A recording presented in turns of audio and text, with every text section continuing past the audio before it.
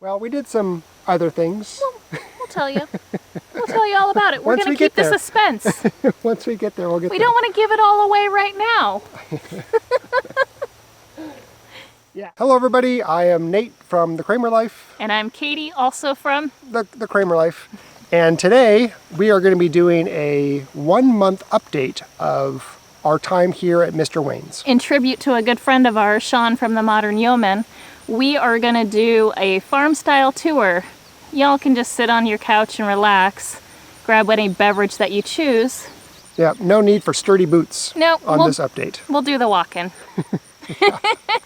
So why don't we just start right where we're at. We are in the south section of the working area of the farm, and behind us is... I don't think I need this anymore. Okay. And behind us is one of the garden beds. Yep. That we've planted our personal garden in. So good at this. As well as all of the tomatoes and the peppers. Right. So to prepare for that, what we had to do was, first of all, a lot of weed management. We started off by putting the disc on the tractor and disking all of the dirt to break up the clumps, to kind of do some topsoil weeding. And then we went through and hand weeded quite a bit of the garden bed, especially over by some of the existing tomatoes that were planted by Mr. Wayne first. And I took a weed whacker through a couple rows. Yeah, you did a weed whacker where those silage tarps are. I did. Yes, so it took quite a bit of manual work to get this bed looking as it is now. It still has some weeds and stuff to take care of, but it's way better off than it was. I'm not used to having a big old hat. It's just everything's like you just hit things. So in addition to that, a couple days ago I did take the manual tiller and I ran it through and got some other areas that the tractor just could not get to. It was too close to a fence and too close to our personal gardens.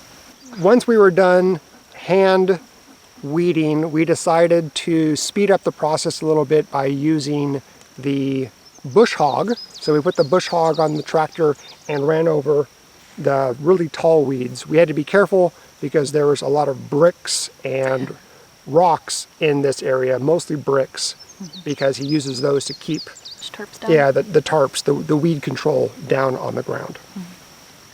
So why don't we head over to our personal garden. We'll start with that. We'll tell you where we started, some of the issues we've had, some of the successes we had. So let's head over there. So here we are at our personal garden beds. Okay. So we went ahead and just direct sowed into the ground our seeds this year. So along the way, some of the seeds came up and some of them did not. Our 2 cabbages that we planted did come up, and so we have those. They're really small still, but they have leaves. About a quarter of our carrots came up, and I think I planted around 21 of them. And our onions did not come up, and our broccoli rabe did not come up. Our tomato and our basil are doing excellent. The cantaloupe are also doing really well and getting pretty big. The 2 watermelon that we planted did not come up either, so we went ahead and started some cucumbers, and those did sprout really well, so we transplanted those at the end where the watermelon used to be. And we also have a whole bunch more starts because I'm looking to build a raised bed for an herb garden, so we'll be still doing a little bit more planting with the starts that we already have. All right, so continuing our progress in the south area of the working farm, Katie and I are standing in middle of the tomato and pepper rows. Here is where we spent a significant amount of work, and that's because Mr. Wayne loves his tomatoes.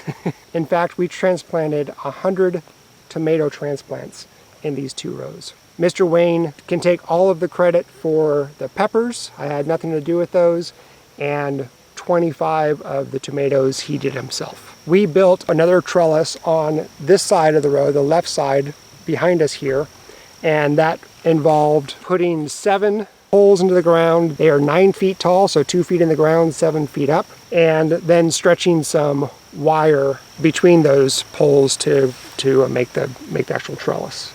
Prior to that though, again, this area had to be prepped. So we took the disc with the tractor, we disced it for weed control, and then we manually created the rows where we transplanted the plants. We then put compost, 10-10-10 fertilizer, and lime in there, dug holes for the transplant root balls themselves. We used a post hole digger for that, and put the plant in, covered it up, watered, moved on. So that was quite a time-consuming process. After the tomato plants grew, then we had to prune and sucker the plants. A lot of the pruning and suckering was done by Mr. Wayne. I helped for a little bit. Most of the trellising is Mr. Wayne's work.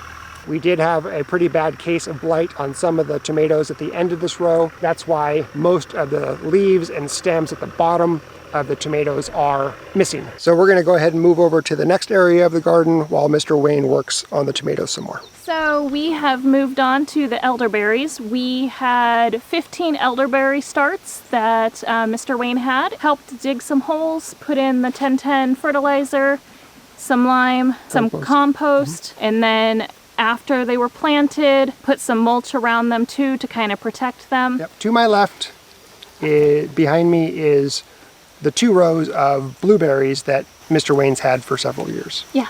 Yeah. Nothing to do with those right now, other than mowing around them. Yep. Yep. They need a little bit of pruning, he was saying today, but they're just going to let them ripen. There's tons of blueberries on the vines, and we'll just see how they go. Yeah. Okay, well, let's head over to the east side of the working farm, and we'll talk about the asparagus and the corn. So now we've made it to the east side of the working farm, and behind us, to the right of us, is the asparagus patch. With the asparagus, there were a few things that we needed to do. The first thing that needed to happen was the trellis for the asparagus needed to be repaired. The neighbor dog had dug up one of the posts, so I helped put the post back into the ground, re-stretch the wire to create and fix the asparagus trellis. We then took the long stems of asparagus and tied them to that wire so that way they wouldn't blow down in the wind and they would stay nice and sturdy. Another pretty big task in the asparagus patch was weeding. Weeds grow. They grow quite prolifically inside this patch. So what I did is I hand weeded everything, making sure to not damage, pull out, or ruin any of the asparagus that was already in the ground. And then we were able to actually harvest the asparagus, which was the very rewarding and delicious part. It was pretty cool because she could just walk out the front door of the RV, go harvest some fresh asparagus, and cook it. It was quite delicious. So for the corn, we went ahead and did some prep. And Nathan is going to talk to you about all that prep work. Okay, we did some prep. And go. Take it! Well, just like the other garden beds, it required a lot of weed control and getting the soil ready. First thing was to take the disc with the tractor and disc it to break up all the clumps and to get rid of the weeds from the topsoil. Then we took the manual tiller and we tilled the rows. Probably saw the video where I did 3 nice straight rows. Nope, 2 nice straight rows, and then it got a little more crooked. Those are Budweiser rows. Budweiser rows, right. Anyway, it turns out that the corn really doesn't care, and they're growing nonetheless. So we created the rows and then prepped them by putting in 10-10-10 fertilizer and lime. Then we dropped, you want to talk about how we dropped the seeds about, we started with a foot apart? 6 inches. Oh, we went back. Yeah. We started with a foot apart, and then just to make sure we had enough, we wanted to make sure we got down the entire row. Turned out we had more than enough, so we came back down the row and put them in every 6 inches. So we did have some issues with cutworms where they would cut the tops of the new corn stalk. And we also had some issues with crows, we believe. So we did end up having to replant some of the seeds that we just did recently, just to make sure that we have a full row of corn stalk that we will eventually thin out. Yeah, and I think we replanted about 25%. Yeah, that's probably about right. Yeah. All right, let's head down to the same garden area where Mr. Wayne did some work on watermelons. So behind us is the watermelon patch. You can already see the little watermelons starting, so that's exciting. Yeah, yeah. He was saying that in this garden bed here, if we had just watermelons, he can get about 500 watermelons just in here. That'd be crazy. Yeah, that'd be pretty cool. that'd be a good bounty. That would be a good bounty. Yeah. Yeah. So, well, I think what we'll do is we'll head over just to the fields. We'll talk about some of the work that we did in the fields. So let's head over there. Let's head that way. All right, let's go. All right, well, we didn't go very far for this update here. Behind us is a portion of the field that is not really being utilized for any crops or food growing. But we do want to make sure that it's maintained to keep a lot of the, I guess, for bug control. Bug control, yeah. Yeah. I don't know if any of y'all have had chiggers before, but they're not pleasant. And No. so when you're out and about walking through the taller grass, it's definitely something that you want to keep maintained. So Nate has done a lot of work with the bushwhacker? Nope, bush hog. Bush hog. Yes.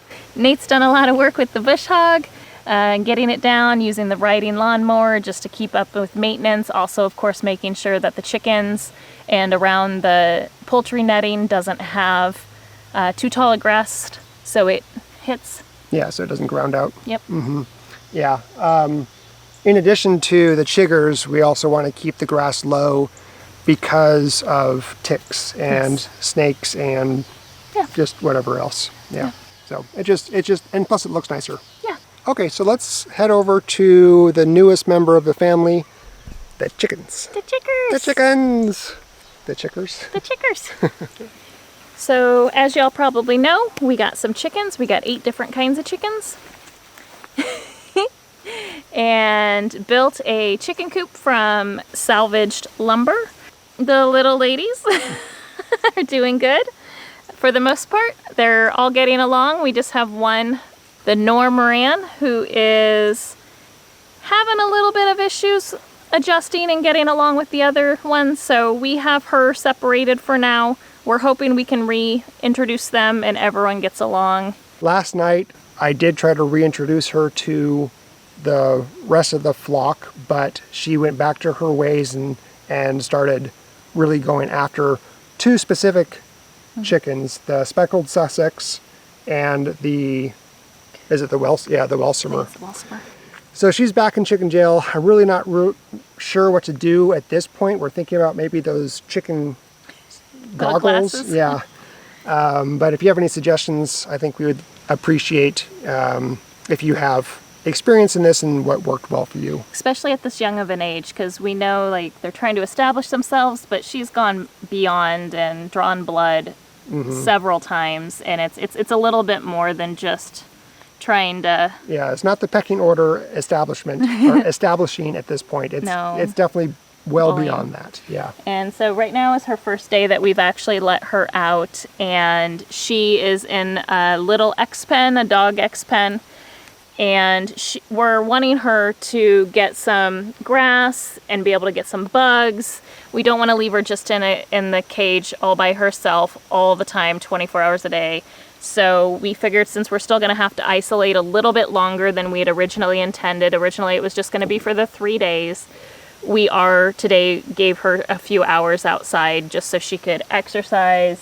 And she's been loving it. Being out here and of course holding her, socializing her, hoping that we're doing all the right things because we've had chickens in the past and we haven't had this issue with them really going after each other that bad. We've had the pecking order and definitely watched them establish rank, but we haven't had it to this extent. So we're just really kind of watching and making sure nobody gets injured. We also did some work on the RV in the month that we've been here. So why don't we head over to the RV and we'll talk through what we did over there. Yeah. All right, let's go. Check out our toilet. We mentioned before we had some starts and we were looking to build another raised bed and do an herb and a salad garden. So here's what we have ready to go so far. I mean, we've got all sorts of stuff. We've got kale, marigolds, a bunch of butter crunch lettuce. We've got watermelons. We did take some of the suckers from the tomatoes and put those in water to root some of those, because we did want to go ahead and try and see if those were going to give us extra plants. So we also have some of our herbs already started. We've got some dill, some parsley, and some cilantro. We're pretty excited with what we have started. Oh, don't forget the onions. Oh, we got some onions. We've got the big onion down here. I took some table scraps from an onion that I was done cooking with and just went ahead and planted her into the soil. And she gave us a beautiful, beautiful onion. And there's another one in there still that we have not harvested yet. We did quite a bit of work in the R2 and in the RV as well. So we knew that we were going to be boondocking for a while.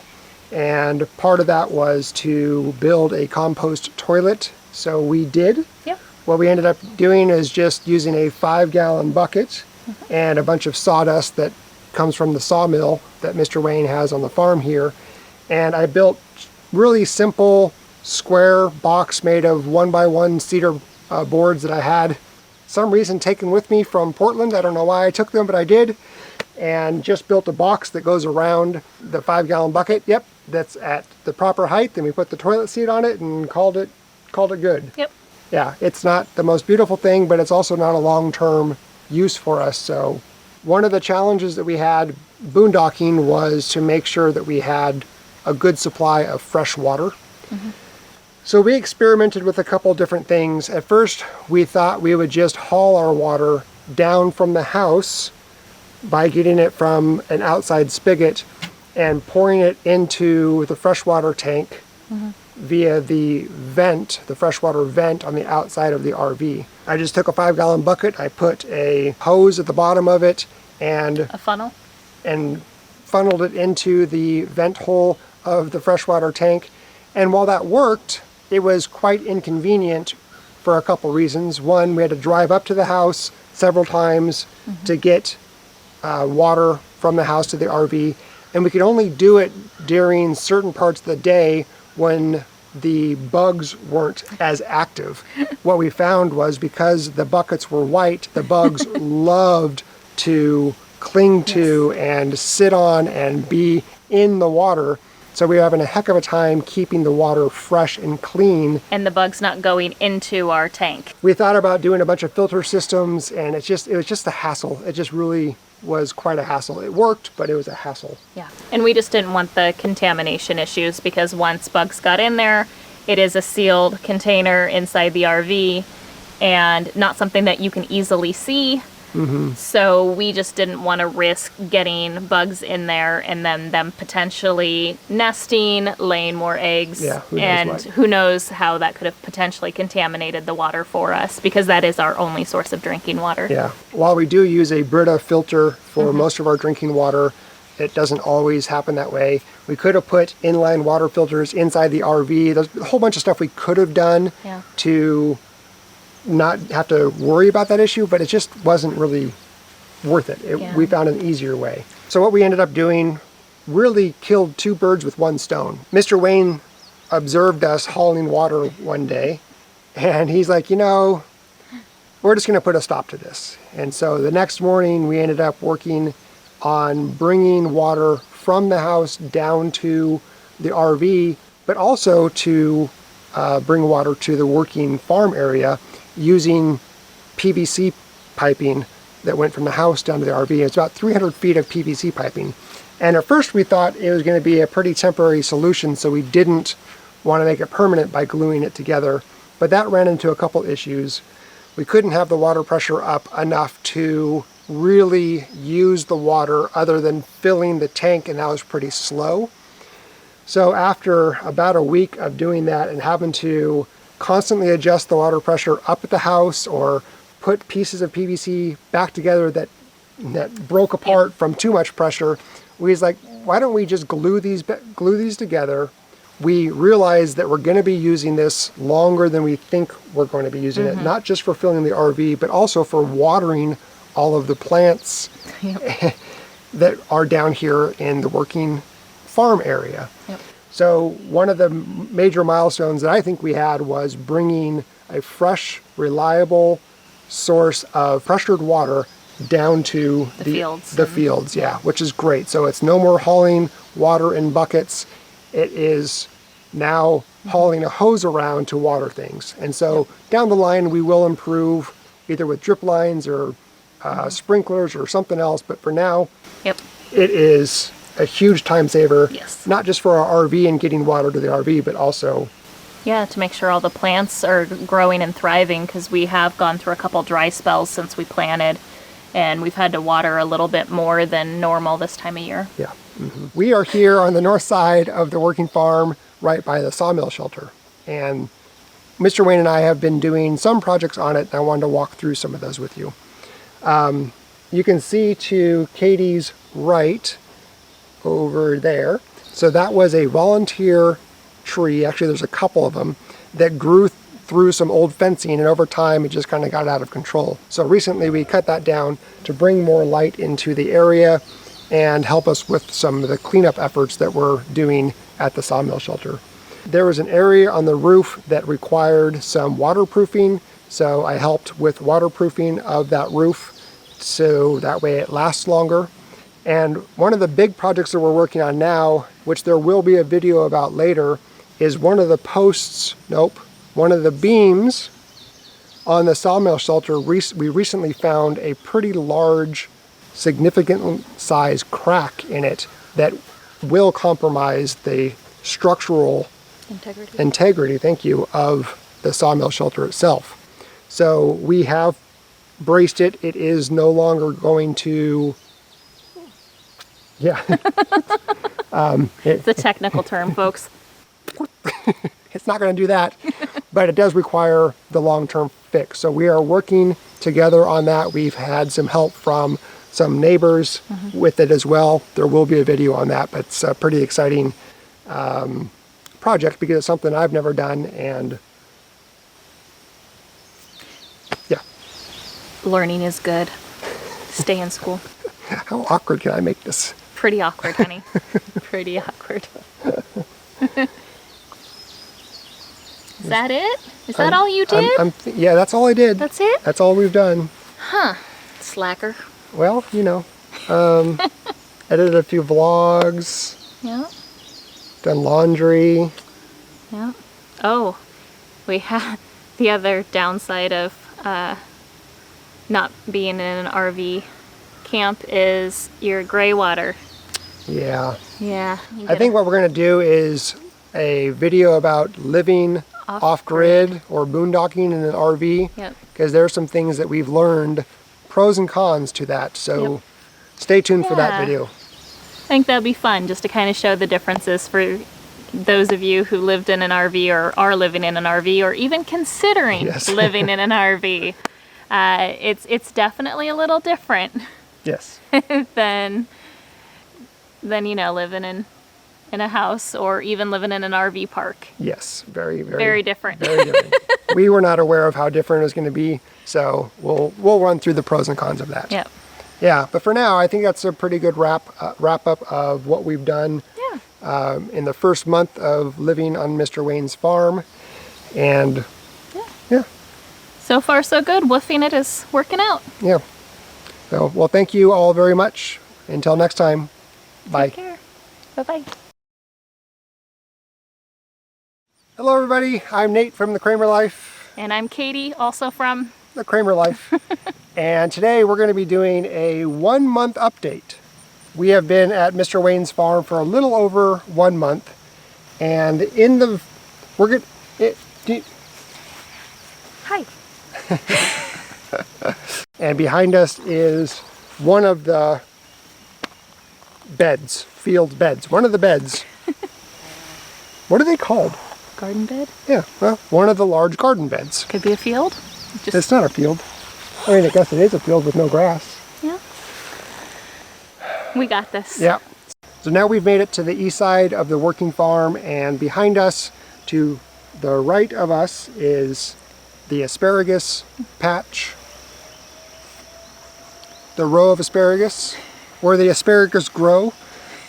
to the right of us is where the asparagus grow. What is that called? A patch? And then also behind us is the corn.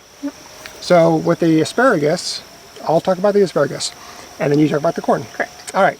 So with the corn, there were a few things that we need. Nope. With the asparagus, there were a few things that we needed to do. You can't. I don't think so.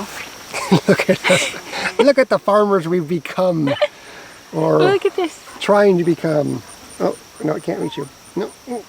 Okay, ouch. Wow. Thank you. That's a very strong brimmed hat. Wow.